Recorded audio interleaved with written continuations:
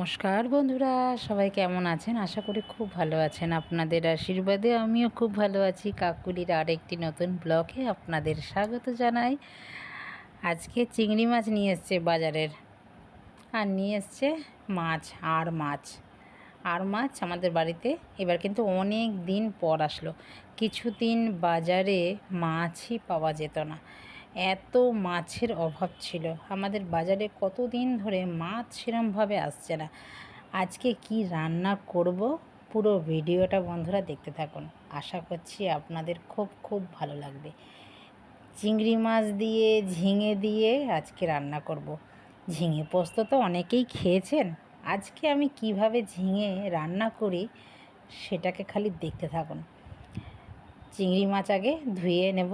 আগে প্রথমে নুন মেখে রেখে দিলাম ঘন্টাখানিকের জন্য, চিংড়ি মাছের মধ্যে আর মাছের মধ্যে নুনটা ভালোভাবে যাওয়ার জন্য।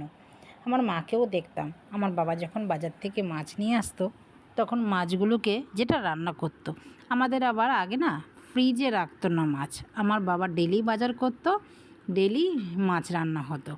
সেই মাছগুলোকে যেই মাছই আনুক আমার মা আগে নুন মেখে রাখতো, নুন মেখে ঢেকে রাখতো। পরে যখন রান্না করার সময় হতো তখন সেটাকে ভালো করে ধুয়ে, হালকা গরম জল দিয়ে ধুয়ে, তারপরে নুন হলুদ আবার মেখে তারপরে রান্না করতো। তো আমিও সেটা আজকে হলুদ মাখিনি, নুনটা মেখে রেখে দিলাম। যখন ধোবো, ধুয়ে আবার নুন হলুদ মেখে রেখে দেব। এখানে কাটাকুটি আমার কমপ্লিট হয়ে গেছে। ঝিঙে গাছ থেকে ঝিঙে রোজ রোজ একটা একটা করে পেড়ে তারপরে ঝিঙে জমিয়েছি। এখানে ঝিঙেও সব কিছু কেটে নিয়েছি। এখানে বাসন আজকে দিয়েছিলাম বন্ধুরা, শরীর খুব খারাপ, হাতে এত যন্ত্রণা করছে, বাসন মাজতেই আমি পারছি না কিছুতেই। তো আজকে কিন্তু আমি ডিশওয়াশারেই বাসন দিয়েছি। ওই যে আমার অসময়ের সাথী কিন্তু এইগুলো, এই জন্যই আমার কেনা।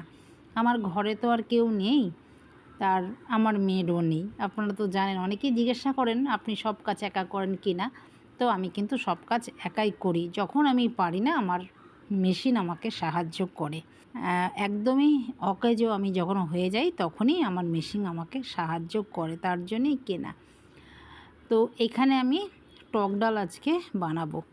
টক ডাল আপনারাও খান, আমি যেইভাবে প্রতিদিন সোমবার দিই সেইভাবেই টক ডাল সোমবার দিয়ে নিচ্ছি। কড়াইতে তেল দিয়েছি, তারপরে তেলটা গরম হওয়ার পরে দিয়ে দিয়েছি শুকনো লঙ্কা ভাজা ভাজা হওয়ার পরে দিয়ে দিলাম একটু মেথি আর সর্ষে। অনেকেই তো টক ডাল খান, আপনারা কি ফোড়ন দেন বলবেন তো আমাকে, আমি দেখবো এরমভাবে রান্না করে একদিন। আমরা তো এইভাবে বাঙালরা এইভাবেই টক ডাল রান্না করে খাই, কিন্তু এতে খুব টেস্ট ওঠে। আর ডাল যত ফুটবে তত ডালের টেস্ট হবে। আমার মেয়েও খুব ভালোবাসে টক ডাল। আমার মেয়ে আবার টক ডাল খেতে একদম টক, যেটা বাঘা টক হবে সেই টক ডালটা খেতে ভালোবাসে। আমিও ভালোবাসি। আপনাদের দাদা আবার মিষ্টি দিয়ে ডাল খেতে ভালোবাসে, এই টক ডালের মধ্যে মিষ্টি। আপনাদের দাদার জন্য এই ডাল দুভাগ করে লাস্টে চিনি দিয়ে আমি রেখে দেবো। শুধু আপনাদের দাদাই ওই চিনির ডালটা খাবে। দাদা হচ্ছে মেশানো বাঙাল আর ঘটি, আমরা পুরোপুরি বাঙাল, আমরা একদম বাঘা টক ডাল খাই। আমার ডাল হয়ে গেছে, এবার চলুন ডালটা নামিয়ে নিই। ডাল ফুটে গেছে, ডাল আমরা বেশ খাই। ঝিঙে গাছ থেকে পেরেছি, কিন্তু পোস্ত তো আর বাড়িতে নেই, পোস্ত কিনতে তো হয়, পোস্তর যা দাম। আর এই পোস্ত দিয়ে আর ঝিঙে দিয়ে আর এই দেখুন চিংড়ি মাছ, এই রেসিপিটা কে কে এখনও খেয়েছেন আমাকে কিন্তু কমেন্টে জানাবেন। আর যদি না খেয়ে থাকেন, এক্ষুনি বাজারে গিয়ে চিংড়ি মাছ এনে এই রকম নুন হলুদ দিয়ে মেখে একদম কিমা করে নেবেন চিংড়ি মাছটাকে, আমি যেরকম করলাম। এইবার কড়াইতে দিলাম তেল, দিলাম কালো জিরে ফোড়ন, দিলাম একটা পেঁয়াজ কেটে। পেঁয়াজটা একটু ভাজা ভাজা হওয়ার পর দিয়ে দিলাম এই চিংড়ি মাছগুলোকে, কিমা চিংড়ি মাছের কিমা দিয়ে আর পোস্ত, সাদা সর্ষে দিয়ে ঝিঙে পোস্ত কেউ খেয়েছেন কি? খেলে পরে কিন্তু জানাবেন। আর না খেলে পরে এক্ষুনি বাজারে গিয়ে চিংড়ি মাছ এনে এইভাবে রান্না করে খাবেন। আমি কিভাবে আজকে রান্না করলাম, অসম্ভব অসম্ভব টেস্ট। একবার খেলে জীবনের মতন ভুলতে পারবেন না যে কী খেয়েছেন। ঝিঙা পোস্ত সবাই খায়, ঝিঙা অনেক কিছু করে খায়, এইভাবেও যে ঝিঙা খাওয়া যায় দেখবেন খালি রান্না করে। ঝিঙাগুলো আমি দিয়ে দিলাম, দিয়ে একটু ঢেকে নিলাম। যেহেতু ঝিঙায় জল ছাড়ে, তো জল যতটা ছাড়ারে ছেড়ে দিয়েছে। এবার দিলাম একটু নুন, স্বাদ অনুযায়ী নুন, পরিমাণ মতো একটু হলুদ দিয়ে এইবার দিয়ে দিলাম সাদা সর্ষে বাটা আর সর্ষে মিক্সিতেই ঘুরিয়ে নিয়েছি আমি একটুখানি, দিয়ে এবার যতক্ষণ তেল না ছাড়ে কষাবো।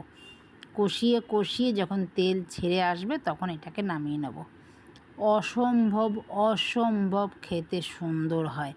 না খেলে এর টেস্ট আপনারা বুঝতে পারবেন না। কেমন হয়েছে সেটাও কিন্তু আমাকে জানাবেন খেয়ে।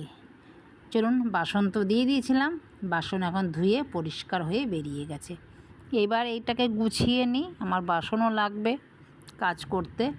চলুন এইভাবেই কাজ করি, মিলিয়ে মিশে সব কিছু। তো সারা ভিডিওটা আপনাদের কেমন লাগলো, যদি কোথাও ভালো লেগে থাকে লাইক কমেন্ট শেয়ার করে চ্যানেলটিকে সাবস্ক্রাইব করে পাশে থাকার অনুরোধ রইল। দেখা হচ্ছে আবার নতুন একটি ব্লগে। সবাই ভালো থাকবেন, সুস্থ থাকবেন। আর ভিডিওটা যদি কোথাও ভালো লাগে পাশে থাকার অনুরোধ রইল। নমস্কার, টাটা।